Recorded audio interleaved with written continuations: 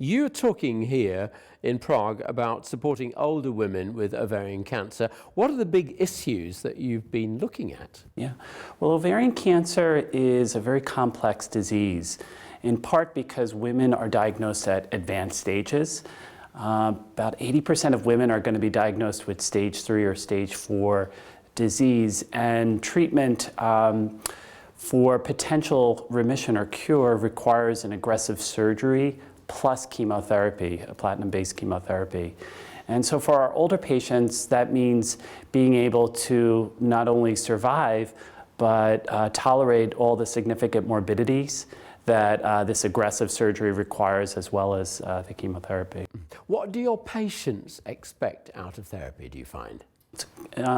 So patients, it depends. I'd say the vast majority of our patients are looking for good quality of life, good symptom control, survival. So it is really patient specific, and I think that is an important question to ask at the onset of diagnosis as far as expectations and goals of care. Now, it's a difficult disease. Outcomes are not that great. So how do you broach all of this with your patient? You're right. The prognosis is often not curative when patients are diagnosed with stage 3 or stage 4.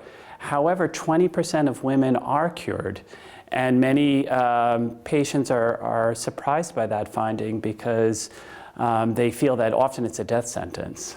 And particularly because women present with such significant symptoms, and because of such poor screening tests, and because it's a rare disease, it's often caught late.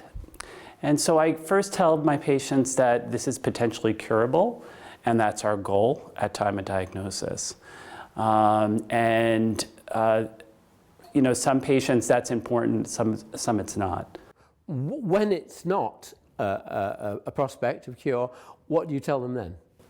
Well, then my focus then is on controlling symptoms and trying to limit the toxicities from surgery and chemotherapy. And what are patient anxieties mostly? I think the major concern is the symptom of pain and controlling symptoms that this disease causes, like abdominal distension, bowel obstructions, inability to eat or drink, effects on function and independence.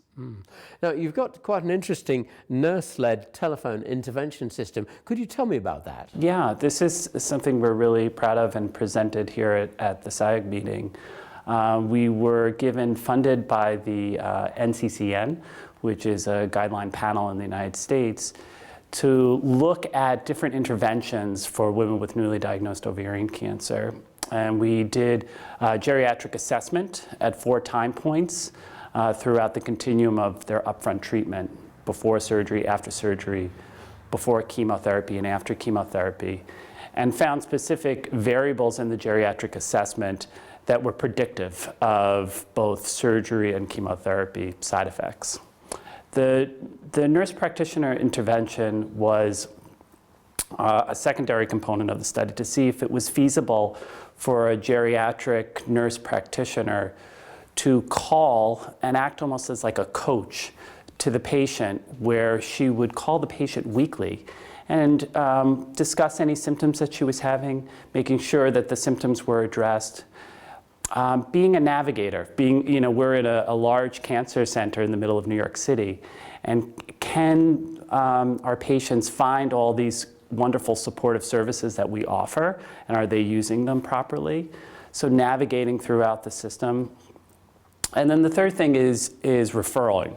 So if a patient reports a symptom, making sure that it gets back to the primary team, whether it be the primary nurse or oncologist, or if there's a symptom that the nurse practitioner felt could be better addressed by, say, a nutritionist, physical therapist, she would arrange those referrals. I would imagine from the patient's point of view, they would be overjoyed to hear from a human being who cares, is a professional, and can actually do something. But what do you find are the benefits? Yeah, I think you're right. I mean, that we were expecting that, and we found that, that patients were highly satisfied. 95 to 100% of patients reported very high satisfaction and felt that the service was very helpful and would recommend actually the service to other patients with the diagnosis.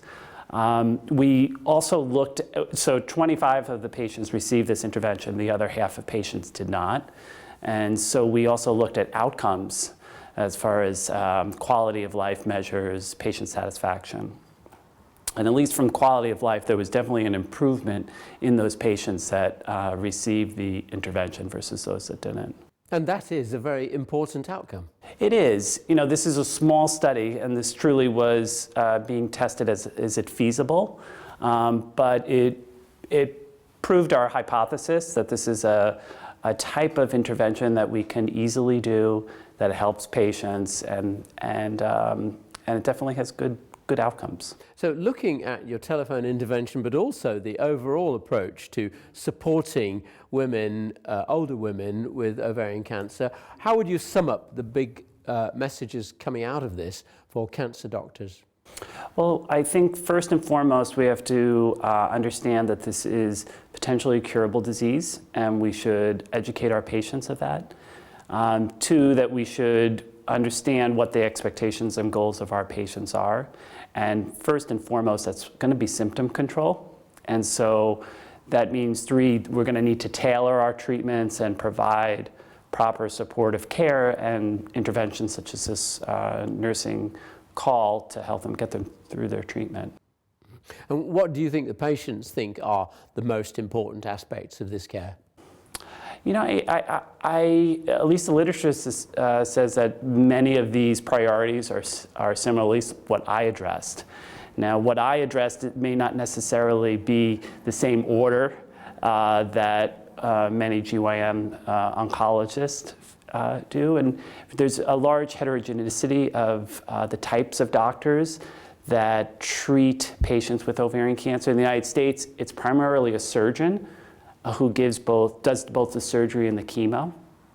In Europe, it's often a general gynecologist and an oncologist. So there's lots of different care models. So I think, I feel like the way that I laid out the preferences is probably similar to what most women feel. Now, in the case of ovarian cancer, it's easy to get discouraged. There haven't been huge steps forward. So have you got a good news message on which to end for doctors? Yeah, I think the first thing is that ovarian cancer, even in women that it's not cured, it's one of the most highly sensitive diseases to chemotherapy. And we have shown in many studies through the GOG cooperative group that chemotherapy is actually a symptom control treatment. And so chemotherapy can improve quality of life in many of our patients. The other thing that I think is worth mentioning is that this is a disease, although it's often not curable, women live for many years. And so we can provide good quality of life for many years of our patients.